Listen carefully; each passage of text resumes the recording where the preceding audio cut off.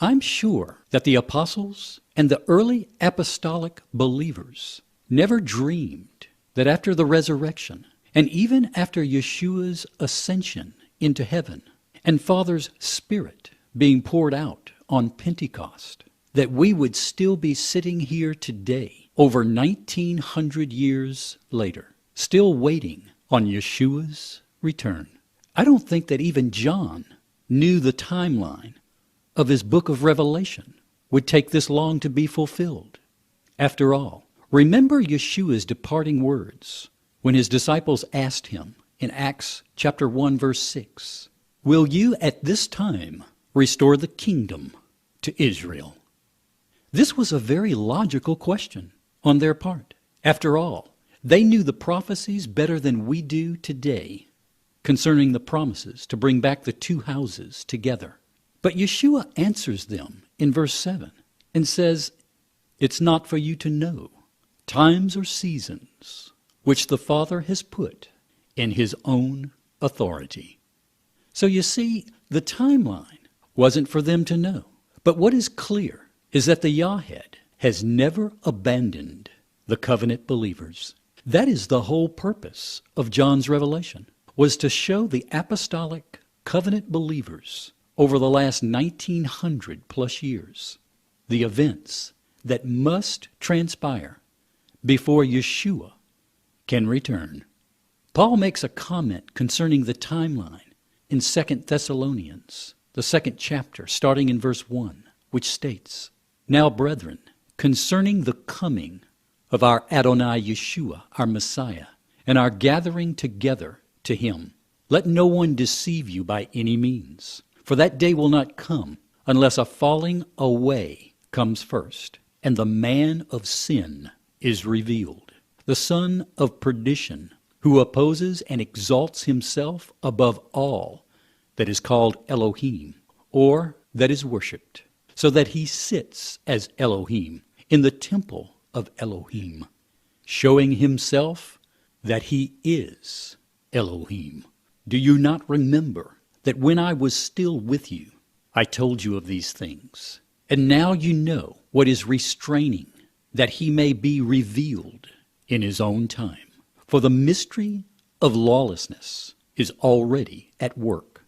Only he who now restrains will do so until he is taken out of the way.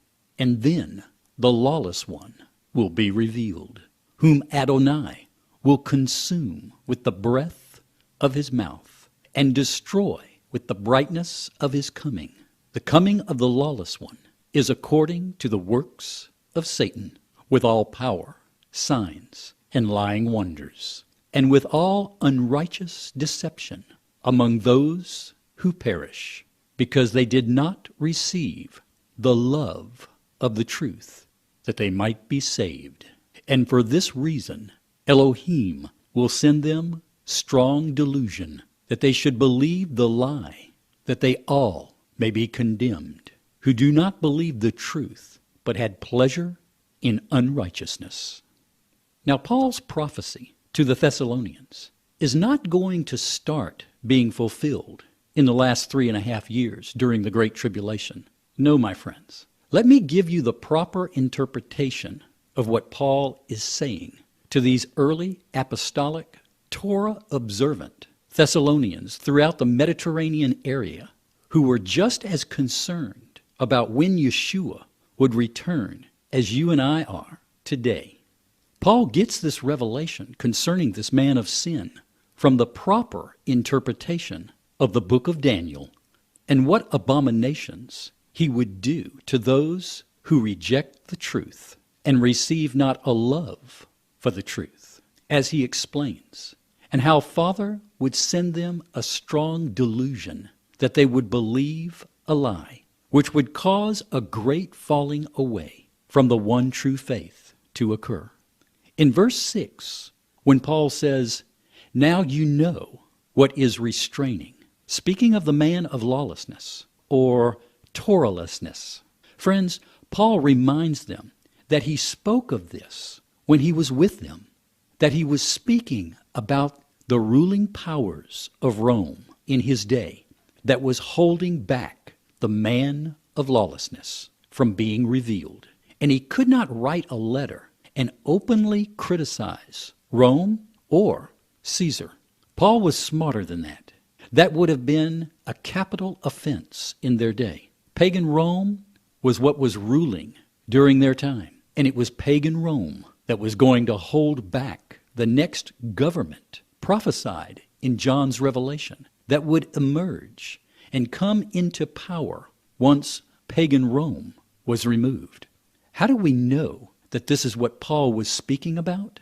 That's easy, because as soon as pagan Rome was defeated by Constantine's armies in the 4th century, the man of lawlessness was raised up within the beast system that became known as the Roman Catholic Church, and began to pass laws from Rome, just as Daniel prophesied he would do, and persecute the Torah-observant saints in the Messianic synagogues all over the Eastern Roman Empire. And this is when the great falling away began to take place in the Roman earth.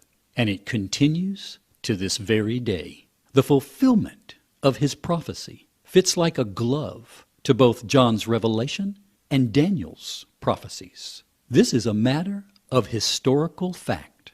Paul tells them that the mystery of lawlessness was already at work, just as John states in 1 John chapter 2, verse 18, which says that the Antichrist is coming, and even now are many Antichrists that have come. The falling away began when the papacy began to rule and change the laws of Torah under governmental force, which eventually led to the Inquisition. Paul identifies this man in verse 4 and says, who opposes and exalts himself over all that is called Elohim, or that is worshipped, so that he sits as Elohim in the temple of Elohim, showing himself that he is Elohim. The only ruling power to fulfill this prophecy in the Roman earth is the papacy, the beast system, the whore of Babylon. And Paul prophesies when the fall of this system will occur, also in verse 8, which says, whom Adonai will consume with the breath of his mouth and destroy with the brightness of his coming.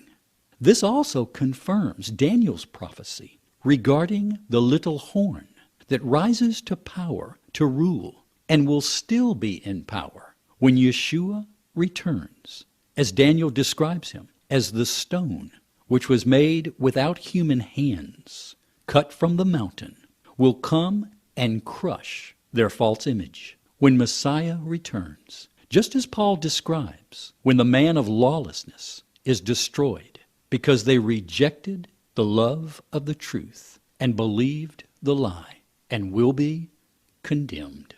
This also confirms what Yeshua tells us will take place on Judgment Day in Matthew chapter 7, verse 22, which states, many will say to me in that day, Lord, Lord, have we not prophesied in your name, cast out demons in your name, and done many wonders in your name?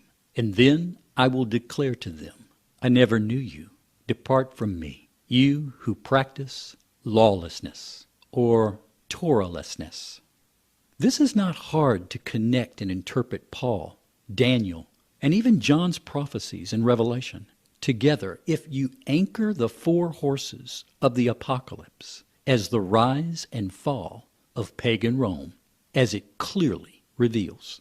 From there, it is simply a matter of connecting Roman history and Roman Catholic Church history with the rest of the prophetic judgments in the book of Revelation. And you will see that for over 1,600 years that the papacy has been ruling, it is this system that has warred both in the heavenlies and against the saints on earth. But praise Yah that the end of the time of the Gentiles that Yeshua spoke of in Luke chapter 21, verse 24, is coming to a close. And this is why Father's Spirit is waking up and convicting millions all over the world to come out of Babylonian sun god worship and to receive Yeshua as Messiah and return to his teachings and instructions for life, his Torah, and to begin to honor Father's feast days, his Sabbath, discerning between the clean and the unclean,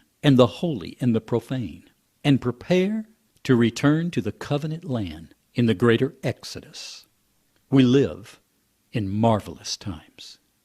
I'm Bill Sanford, trying to put the book of Revelation in proper perspective in our day. Shalom.